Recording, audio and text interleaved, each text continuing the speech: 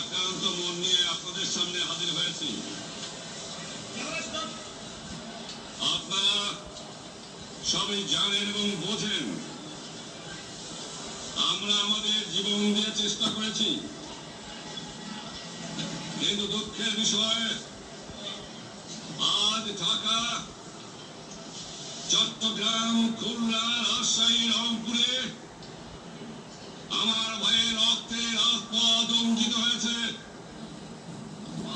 আজ বাংলার মানুষ মুক্তি চায়, বাংলার মানুষ বাঁচতে চায়, বাংলার মানুষ তারা আত্ম অধিকার চায়।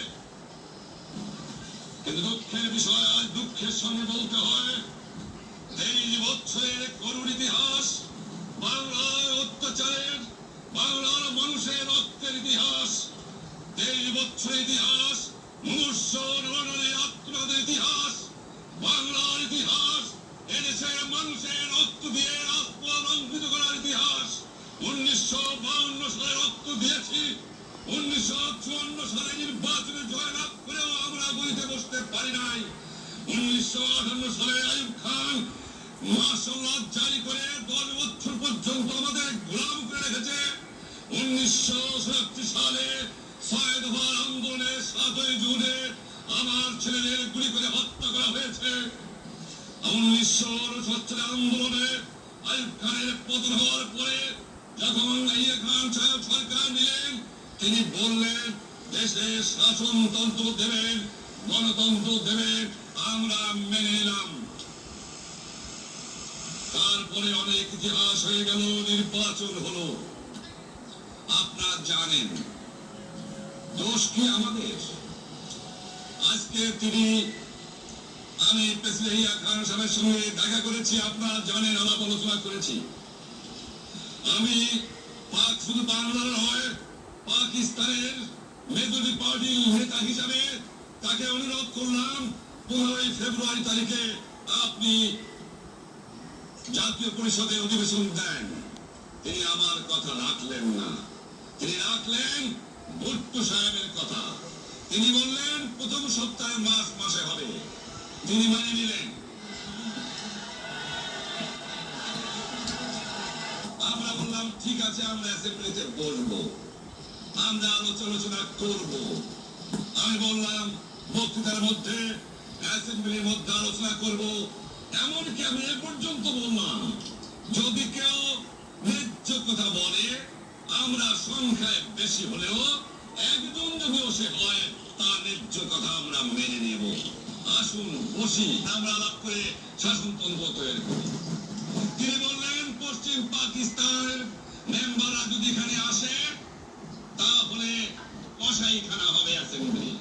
যদি কেউ অ্যাসেম্বলিতে আসে তাহলে পেশোয়ার থেকে করাচি পর্যন্ত দোকান জোর করে বন্ধ করা হবে। তারপরেও যদি কেউ আসে তাকে সান্নাসার করা হবে। আমি বললাম অ্যাসেম্বলি চলবে। তারপরে হঠাৎ 1 তারিখে অ্যাসেম্বলি বন্ধ করে দেওয়া হলো। কি পেলাম আমরা? আমার পয়সা দিয়ে অস্ত্র পেয়েছি বহিঃশত্রু আক্রমণ থেকে দেশকে রক্ষা করার জন্য। আজ সেই অস্ত্র ব্যবহার হচ্ছে আমার দেশের গরিব দক্ষিণী অস্ত্র মানুষের বিরুদ্ধে। তার বুকের উপর হচ্ছে গুলি। আমরা পাকিস্তানের সংখ্যাগুরু, আমরা বাঙালিরা যখনই ক্ষমতায় যাওয়ার চেষ্টা করেছি, যখনই এদেশের মালিক হওয়ার চেষ্টা করেছি, তখনই তারা আমাদের উপর ঝাঁপিয়ে পড়েছেন। তারা আমাদের ভাই। আমি বলেছি তাদের কাছে এই কথা যে আপনারা কেন আপনার ভাইয়ের বুকে গুলি মারবেন? আপনাদের রাখা হয়েছে যদি বহিঃশত্রু আক্রমণ করে তার থেকে দেশটাকে রক্ষা করার জন্য। তারপরে উনি বললেন যে আমার নামে বলেছেন, আমি নাকি বলে স্বীকার করেছি যে 10 তারিখে রাউন্ড টেবল কনফারেন্স হবে। আমি ওনাকে এই কথা বলে দেওয়ার চাই, আমি তাকে তা বলি নাই। টেলিফোনে আমার সঙ্গে তার কথা হয়।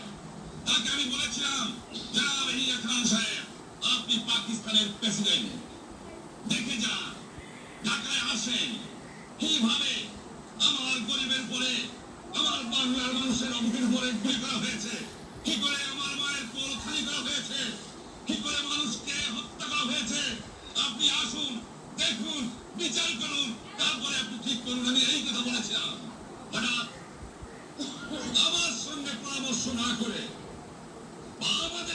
আলোচনা না করে 5 ঘন্টা গোপনে বৈঠক করে যে বক্তৃতা তিনি করেছেন এবং যে বক্তৃতা করে অ্যাসেম্বলি করেছেন, সমস্ত দোষ তিনি আমার উপরে দিয়েছেন, বাংলার মানুষের উপরে দিয়েছেন।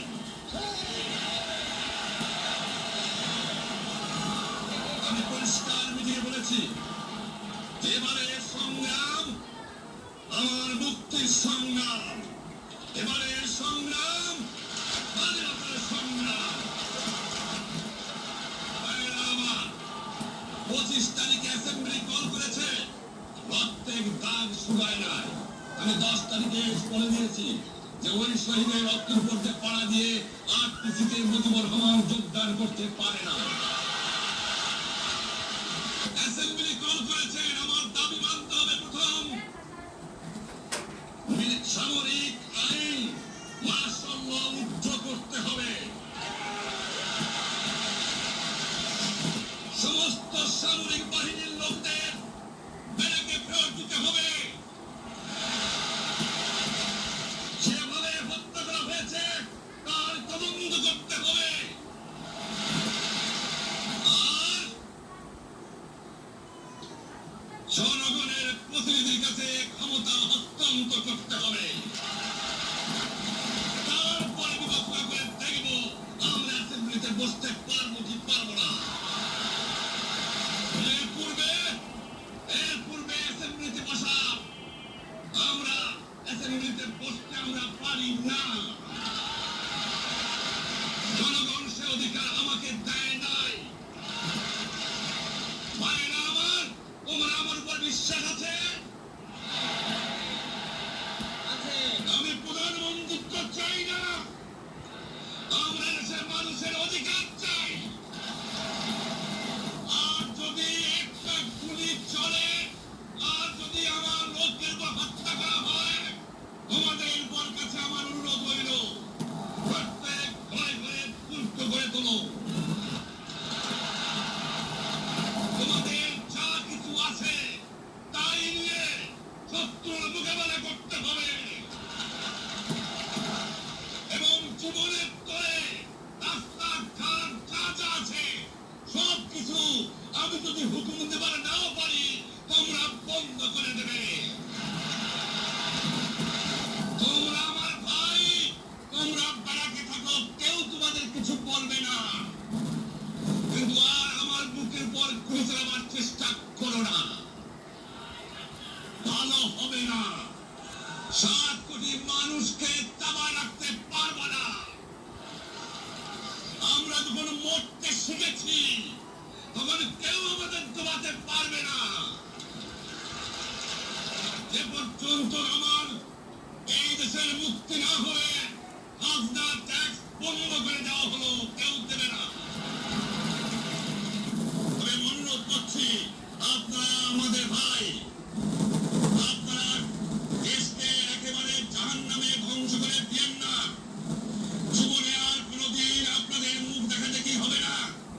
যদি আমরা শান্তিপূর্ণভাবে আমাদের ফয়সালা করতে পারি, তাহলে অন্তপক্ষে ভাই হিসেবে বাঁচতে সম্ভাবনা আছে। সেই জন্য আপনাদের অনুরোধ করছি, আমার এই দেশে আপনারা মিলিটারি শাসন চালাবার চেষ্টা করবেন না। দ্বিতীয় কথা, প্রত্যেক গ্রামে, প্রত্যেক মহল্লায়, প্রত্যেক ইউনিয়নে, প্রত্যেক সাব ডিভিশনে আওয়ামী লীগের নেতৃত্বে সংগ্রাম পরিষদ গড়ে তোলো এবং তোমাদের যা কিছু আছে তাই নিয়ে প্রস্তুত থাকো। মনে রাখবা, রক্ত যখন দিয়েছি, রক্ত আরো দেব। এদেশের মানুষকে মুক্ত করে ছাড়বো ইনশাআল্লাহ। এবারে সংগ্রাম আমাদের মুক্তির সংগ্রাম, আমাদের সংগ্রাম স্বাধীনতার সংগ্রাম। আমার উপরে বিশ্বাস নিশ্চয়ই রাখেন। জীবনে আমার রক্তের বিনিময়েও আপনাদের সঙ্গে বেইমানি করি নাই। প্রধানমন্ত্রিত্ব দিয়ে আমাকে নিতে পারে নাই, ফাঁসি কাজটা আসামি দিয়ে আমাকে নিতে পারে নাই। যে রক্ত দিয়ে আপনারা আমার একদিন জেল থেকে বার করে নিয়ে এসেছিলেন, এই রেসকোর্স ময়দানে আমি বলেছিলাম আমার রক্ত দিয়ে আমি রক্তের দিন সত্তর গোপনে আছে। আমি রক্ত তোমার জন্য প্রস্তুত। আমাদের মিলিয়ে এখানে শেষ। আসসালামু আলাইকুম। জয়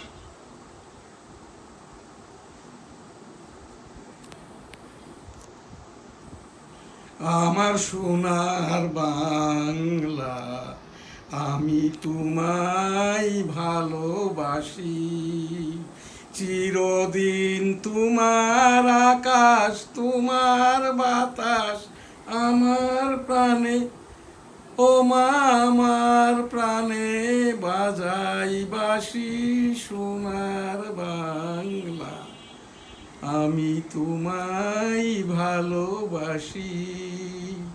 ও মা ফাগুনে তোর আমের বনে ঘ্রাণে পাগল করে মরি হাই হাই রে।